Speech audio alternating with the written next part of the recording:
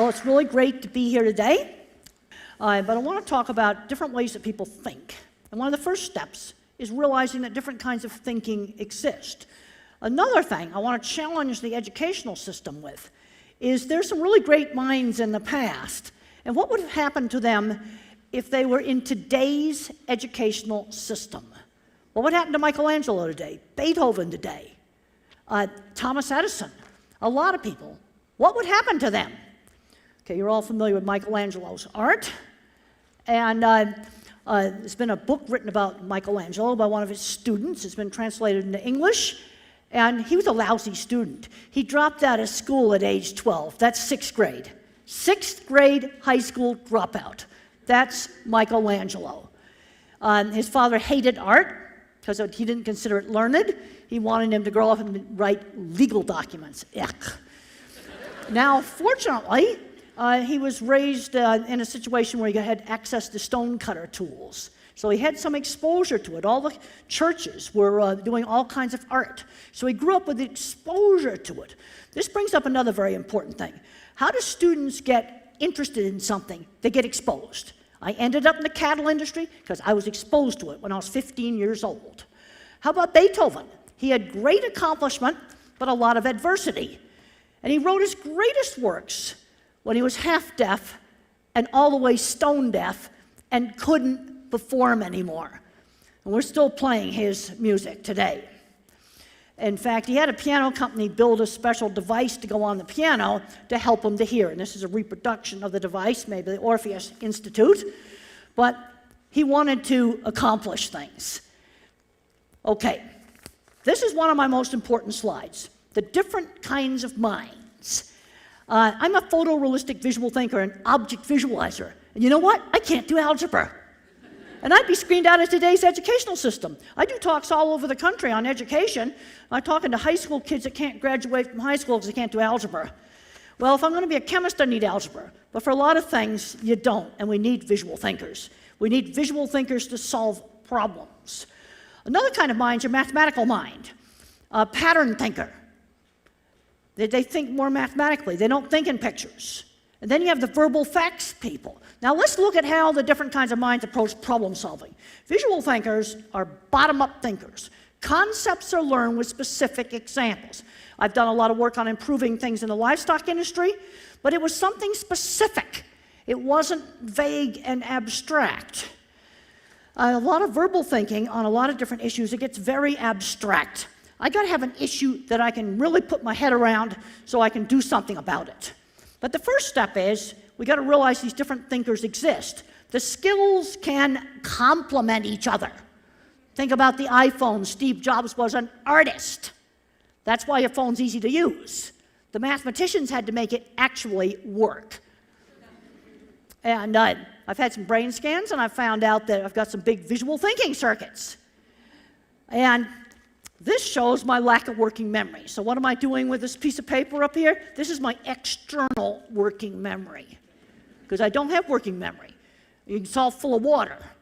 In fact, if I was a computer, I got the Amazon cloud or the Microsoft cloud, the Google cloud, whichever cloud you like the best, for graphics files. Huge memory for graphics files.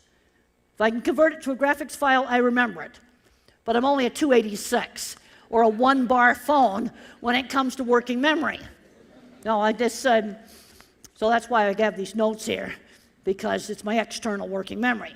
Now, how do you figure out in kids what kind of thinker you are? Visual thinkers are good at art, mechanical things. I was good at photography, and this will show up second or third grade.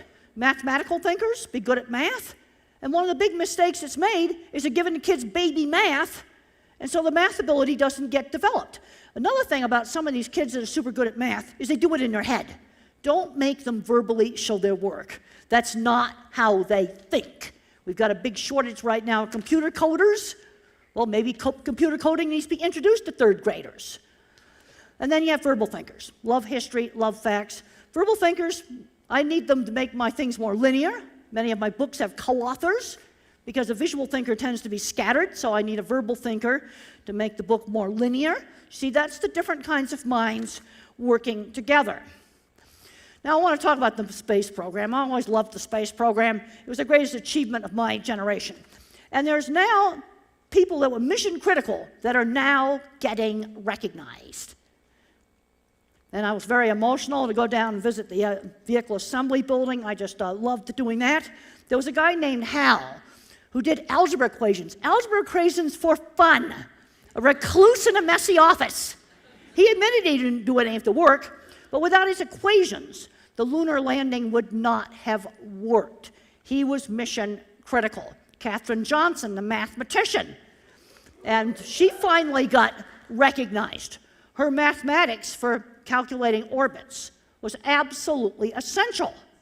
Now we got to give some ladies credits here. The Playtex Corporation made the spacesuit. 4 of the finest bra seamstresses sewed it, and their boss was a TV repairman.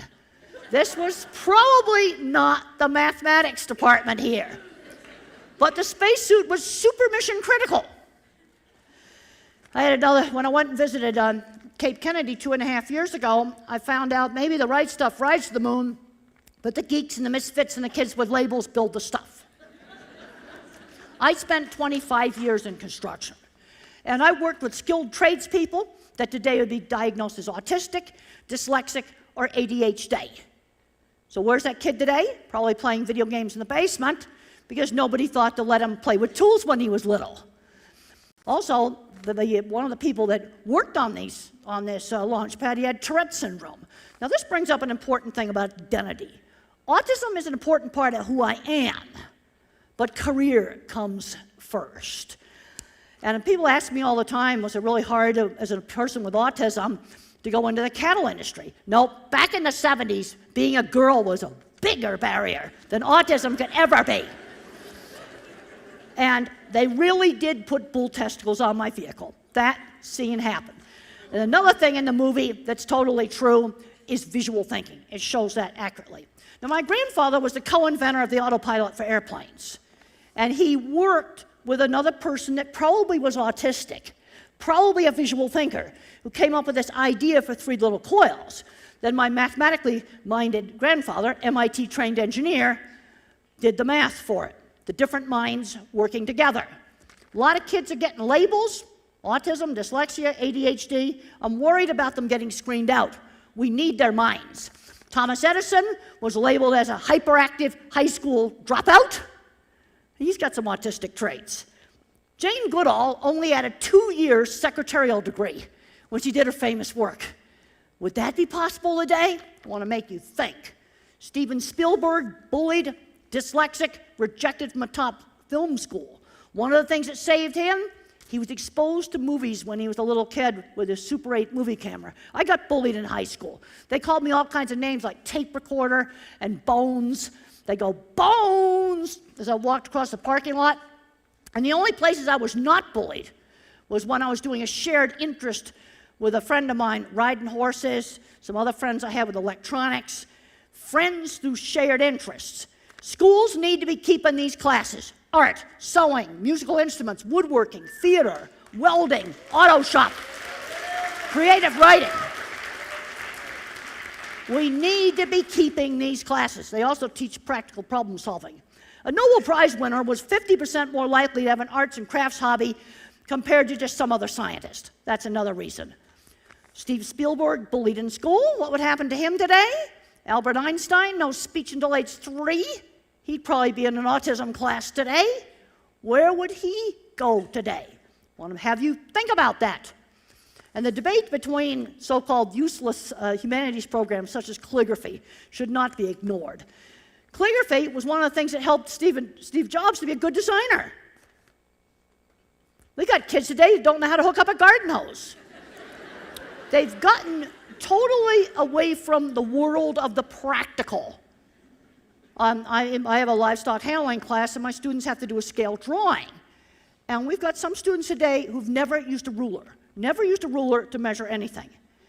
Well, I don't know about an electric drill for a kid this little, but we want to have kids growing up and doing real things.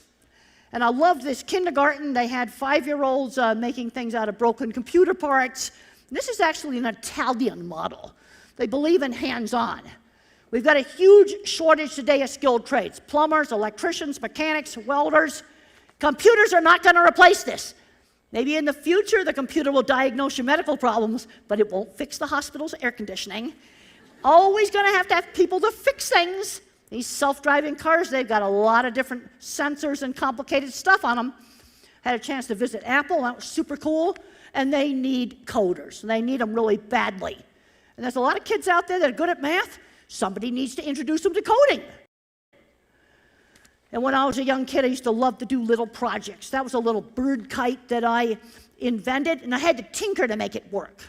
You know, we need to get kids doing these things. Now, when you're weird, what you have to do is you have to sell your work. So this is one of my drawings right here. And when I'd show my drawings to people, people were impressed. In fact, this is a drawing that I sold a major meat company to have me design stuff for them. I simply showed them my work. Now, why does it say you have to touch to perceive? When our industry went from hand drafting to computers, this was in the mid-90s, I started noticing very, very strange mistakes on drawings. Like the center of the circle was not in the center of the circle. And what I learned was that person had never drawn by hand, and they'd never built anything.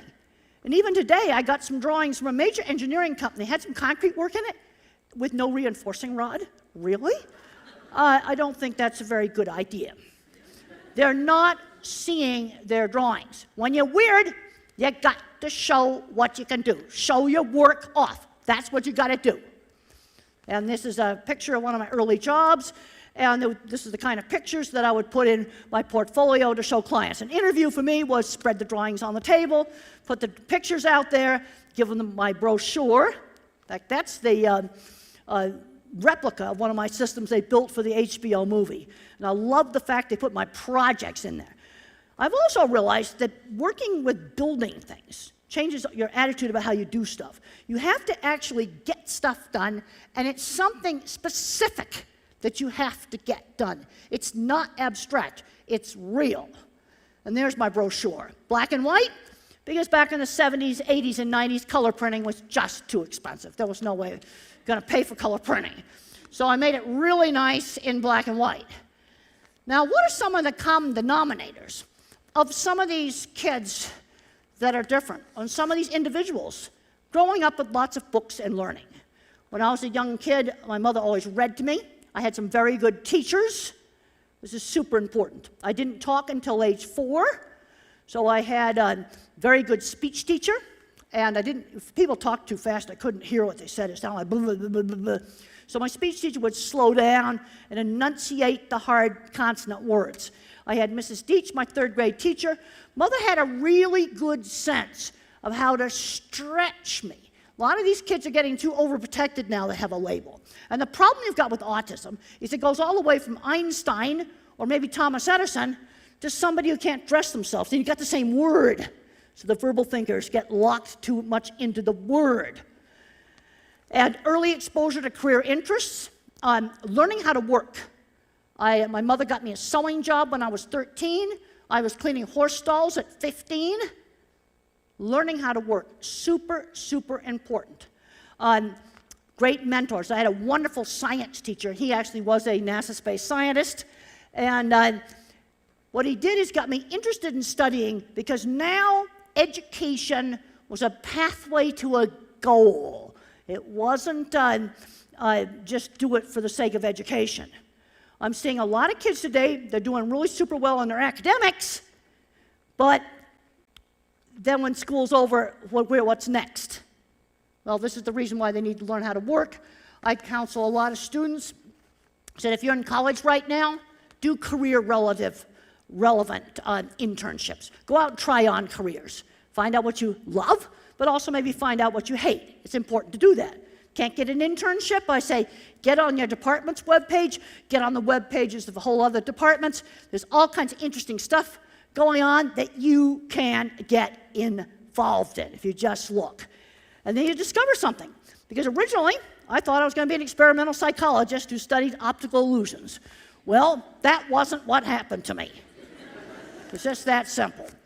Also, when you don't have much working memory, learning how to drive is going to take longer, but it's essential. And I can't use this external working memory to learn how to drive. So what you got to do to solve the problem of multitasking is get out there and practice in totally safe places for a long time. I did 200 miles on dirt roads, and the truck was 3 on the tree with a really terrible clutch. And it started out lurching all around the horse pasture. It was just absolutely awful. Well, the thing that's really important is we need all the different kinds of minds. And I'm worried that in some school systems, we're screening out some of these kids because they can't do algebra. Yeah, if you're going to do chemistry, you're going to do a lot of things you need algebra. But you don't need it for solving a lot of problems. It's that simple. And that was my last slide right there. And let me give you some examples of where visual thinking can solve problems. The Fukushima nuclear power plant mess. It's not a good idea when you live next to the sea to put your super important emergency cooling pump in a non-waterproof basement. It has an electric motor.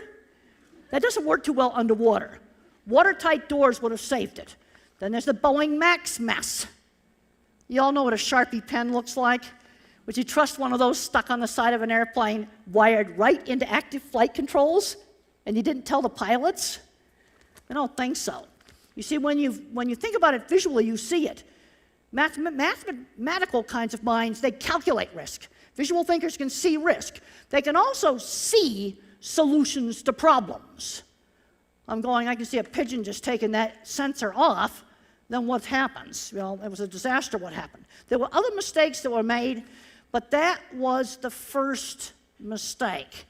They just didn't see it. That's the thing. And I got to thinking just real recently, what is common sense? I think common sense is visual thinking. Because let's say there was a water bottle or something on the floor. Well, I'd pick that up because if somebody steps on it, they could break their ankle. You see, that's seeing it. Common sense is seeing it. So I just want to finish up and say we need to figure out how the different minds work together, where the skills complement each other. But the first step is realizing that different kinds of thinking actually do exist. And I just want to finish up and say the world needs all kinds of minds. Thank you very much.